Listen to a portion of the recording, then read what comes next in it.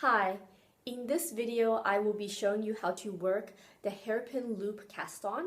This is a cast-on that combines the long tail cast-on and Judy's magic cast-on. If you need a refresher or tutorial on either of those two cast-on techniques, I will include links in the video description.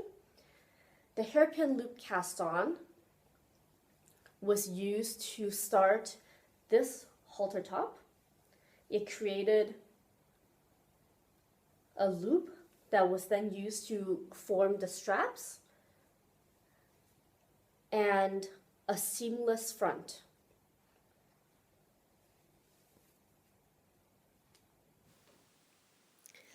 For this cast on, you will need 2 balls of yarn. For demonstration purposes, I'm using 2 different colors, but you will be using the same color. You will also need your circular needles, 2 ring markers, and a detachable or removable marker. You can also use a safety pin.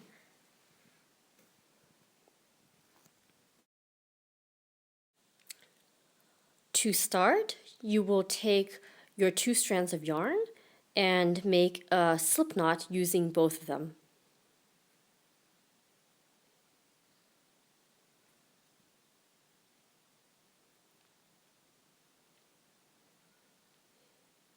Once you have made your slip knot, go ahead and loop that onto your needle and tighten it. Now the slip knot will not count as a stitch, it is only there to anchor the cast on. Take 1 strand of your yarn, I chose the green one here, and designate that as your yarn tail. Make sure you mark that with a removable marker or a safety pin so you can keep track of which one is a yarn tail. The other strand, here it's the red strand, will serve as your working yarn. Now use the working yarn and the yarn tail as if doing a long tail cast on, and cast on the number of stitches that you need to, or that the pattern tells you to. Again, the slip knot does not count as a stitch.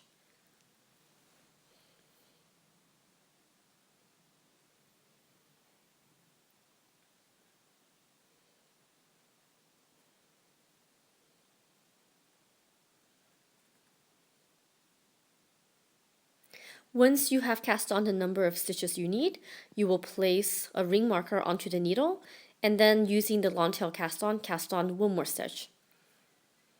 And you are done with the long tail cast on. Move all of these cast on stitches to the cable of your circular needle. Find roughly the halfway point between the stitches and pull the cable of the circular needle through. You are now placing just about half of the stitches onto one needle and half of the stitches onto the other needle, or the other end of your circular needle. Hold your circular needle so that the needle tips are pointing towards the left and the cable is on the right.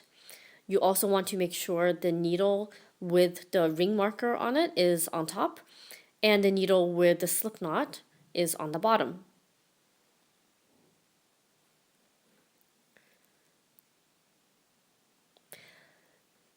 You will now place a ring marker onto the bottom needle right after the slip knot.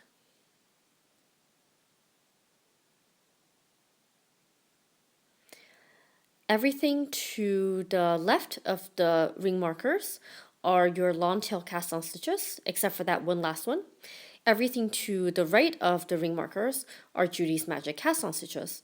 The last long tail cast on stitch you did, that will be the first stitch of Judy's magic cast on. You were working with the yarn tail on the thumb and the working yarn on the forefinger as you would do in a long tail cast on. Now you are going to switch the strands so that the yarn tail, or the marked yarn strand, is on your forefinger and the working yarn is on your thumb.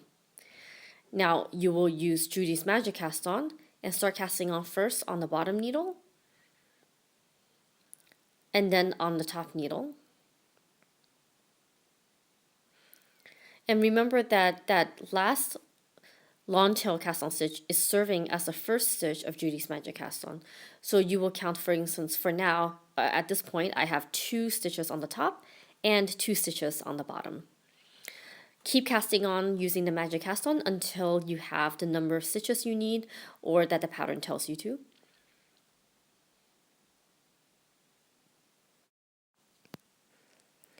Once you have all of your magic cast on stitches, you have finished casting on. You can see all the long tail cast on stitches are on the right side of the markers and all the magic cast on stitches are on the left side. Your yarn tail is here and you can turn the work now. You're now looking at the wrong side of work and you can tell because you see a line of purl bumps. You don't need the strand of yarn that is your yarn tail anymore, so take that strand and you can cut it. Make sure you leave enough of a length so at the end of your project you can weave it back in. Hold this strand of yarn out of the way towards the left. You will now wrap your working yarn around counterclockwise of the yarn tail. If you're going to purl the next row, you will leave that on the side of the work, but because I'm going to knit, I'm going to bring it between the needles to the back. Pull the needle on the bottom out from the stitches, and you can use that to start working your way around the cast on stitches again. To work the first set of Judy's Magic cast on stitches, you will knit them or purl them through the back loop because these stitches are right now twisted. So I'm just going ahead and knitting my way across all of these magic cast on stitches on this needle.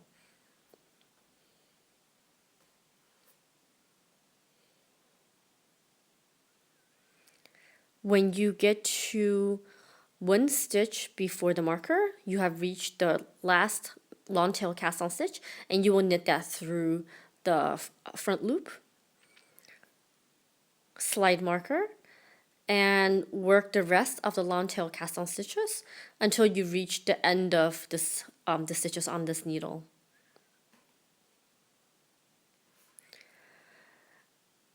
Now you still have about half of the long tail cast on stitches to knit after you reach the end, and you still have the other half of Judy's Magic cast on.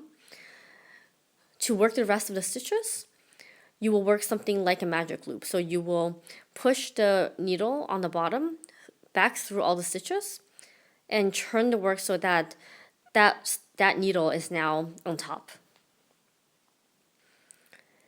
And then you'll pull out the bottom needle or the needle that you were just working with and continue knitting across the rest of the stitches.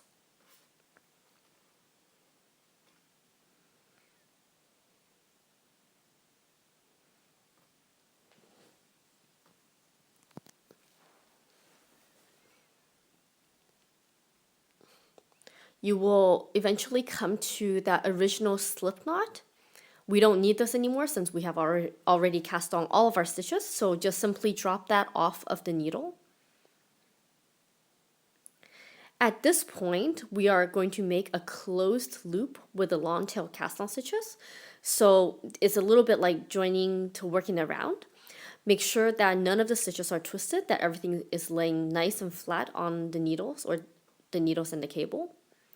And once you are sure that everything looks even and not twisted, go ahead and start working the rest of Judy's Magic cast on stitches. Make sure that first stitch is very tight. You don't want to create too much of a gap. And these magic cast on stitches are not twisted, so you can work them through the front loop.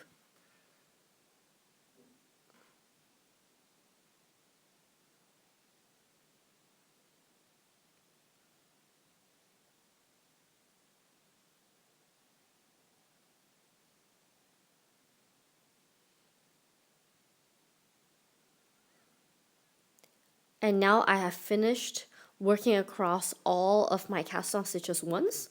Depending on the pattern, you may not do this straight through. For example, in the vest pattern, there are some short rows to be worked as you go along, but eventually you will work through all of these stitches. Turn work so that the right side is facing.